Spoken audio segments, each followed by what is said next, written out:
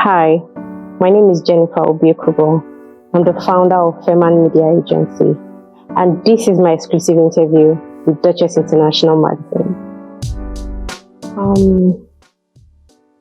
As an entrepreneur, you would encounter many times when you feel confined or restricted by something, and especially if you're a female entrepreneur like me, and it's when I'm usually caught in between being a female boss and a mother. Sometimes it feels like every day you wake up, sometimes you're tired, especially if you have toddlers, at least one toddler at home. And so sometimes you start your day tired. Sometimes you're ending your day really tired and you still have responsibilities to come back to.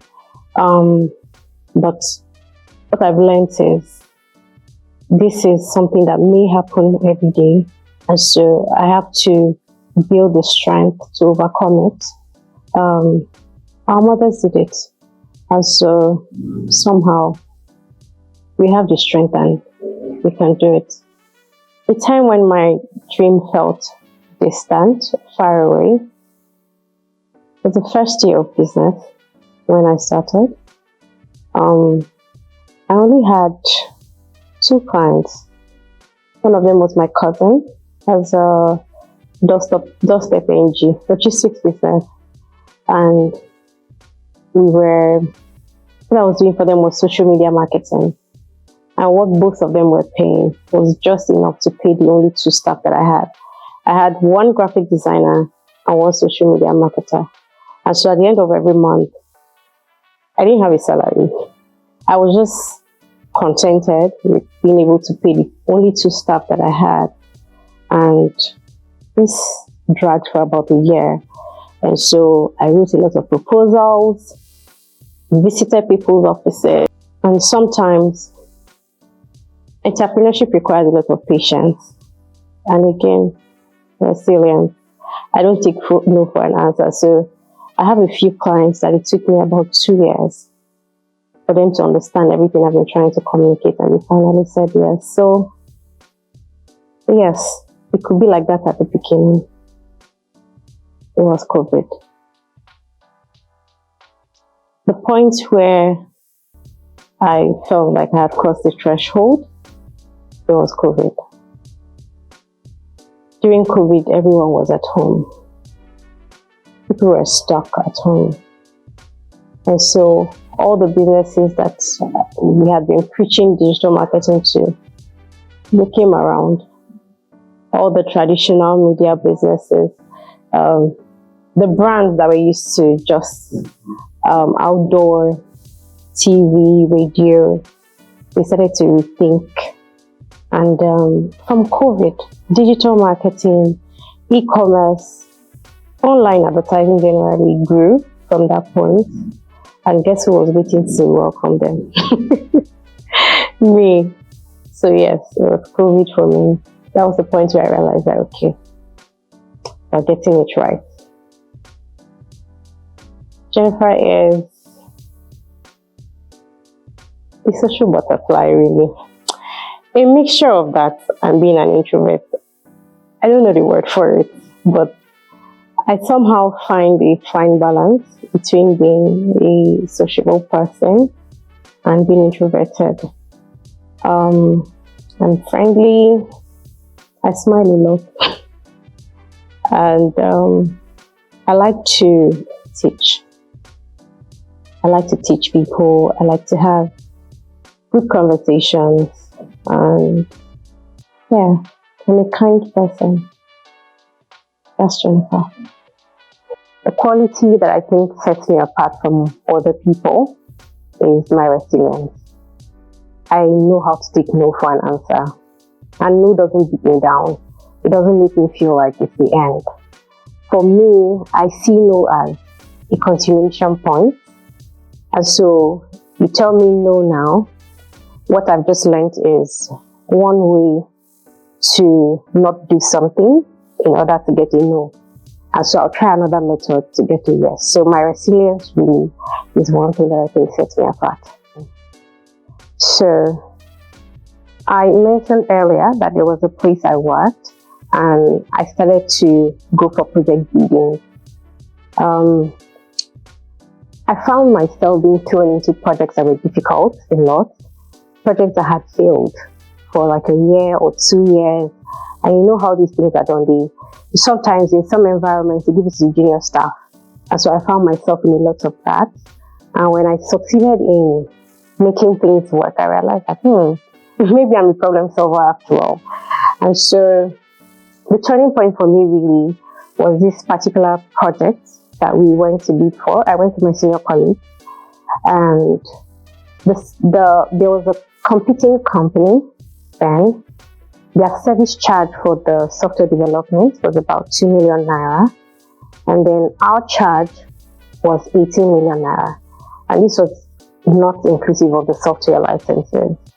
And so my manager looked at me and she said, "Jennifer, you take this presentation." I laughed, I was scared, I was like, are they throwing me in deep waters? But I realized later that it was because she had confidence in me, and I delivered that and I won. So that day I was like, okay, we were made for this. That was it for me. I mentioned earlier that one of my strong qualities is my resilience. I didn't always get the support from the beginning. My dad wanted me to be a doctor. I've always been interested in medical books and journals and things like that. And so he thought that was the direction that I should go. And I said, no, I don't think that's what I want to do. So I received a lot of resistance at first from my mom. My mom is very, very supportive. She's the kind of person that will tell you, you think you can do it? Go ahead and do it. I'll pray for you. So yes, I got support in that area, and because of my resilience and not taking no for an answer, everybody soon fell in line. In the early phases of my career, I had friends who told me, "Oh, you can't be doing this at this time. You can't be thinking of going into an industry like this. Why not start selling something online? You want to start a whole agency so early. When people finish NYC, what they think of it? You spend a couple of years working at other companies so that you can learn."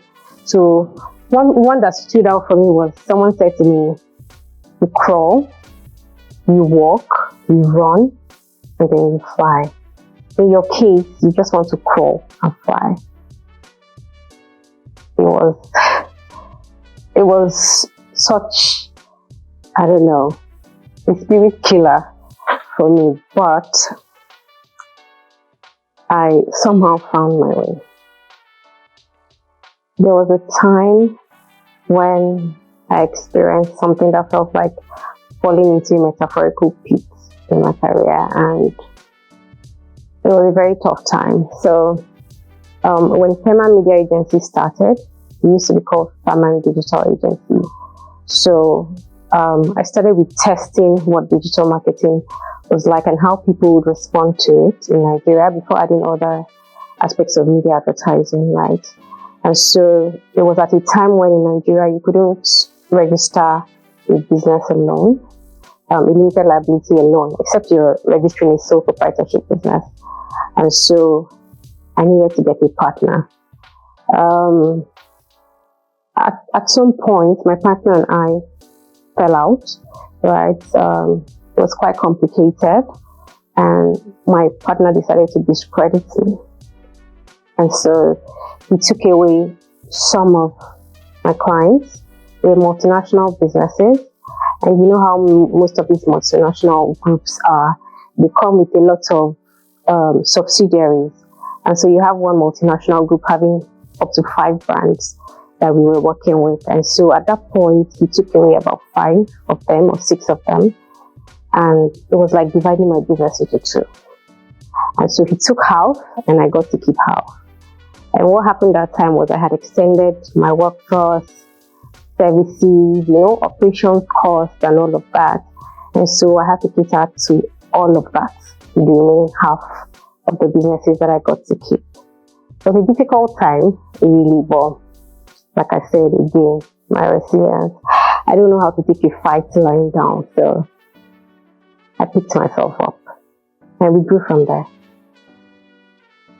So your network is not just a buzzword, it is a currency. My advice to a young, aspiring female entrepreneur is, first, believe in yourself. Believe that whatever ideas you have formed in your head, only you can do it like you. I'll say it again. Only you can do it like you. A lot of people have similar ideas, but what sets you apart is execution. Google wasn't the first search engine, but look at where they are today. So whatever it is that you think that you can do, yes, you can do it. Have a plan and go to market with it. And also, don't forget your network.